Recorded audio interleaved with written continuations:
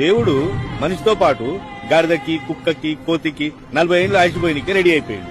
అప్పుడు కుక్క దేవుడా దేవుడా అసలే కుక్క బతుకు, రోడ్డు మీద తన్నులు తినుకుంటా బతకాలే, 40 ఏళ్ళు వద్దు, 20 ఏళ్ళు వాపస్ తీసుకో చాలు అన్నది. అప్పుడు దేవుడు ఓకే చేసిండు, కుక్క థ్యాంక్స్ చెప్పి. మరి గాడిద సేమ్ టు సేమ్ దేవుడా దేవుడా మూటలు మోసే గాడిద బతుకు 40 ఏళ్ళు అవసరమా అన్నది. 20 ఏళ్ళు వాపస్ తీసుకో అన్నది. దానికి దేవుడు ఓకే చేసిండు, గాడిద థ్యాంక్స్ చెప్పి. ఎంబడే కోతి ఓ మై గాడ్ చెట్ల మీద పుట్ల మీద 40 ఏళ్ళు కోతి బతుకు నాకెందుకు, 20 ఏళ్ళు చాలు అన్నది. దానికి దేవుడు ఓకే చేసిండు, కోతి కూడా థ్యాంక్స్ చెప్పి.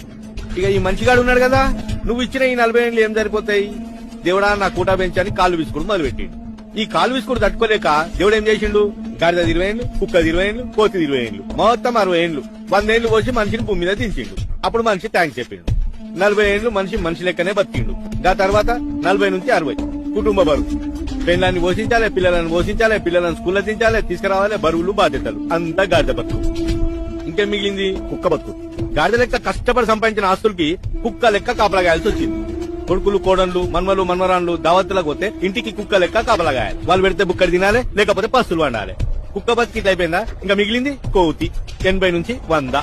కన్ను కనబడక, చెవులు వినబడక, ముడతల తోలు, బిత్తల చూపులు, చెంపలు లొట్టలు పోయి, నడుము వంగిపోయి, ఏ ఇంట్లోకి ఓడొచ్చిండో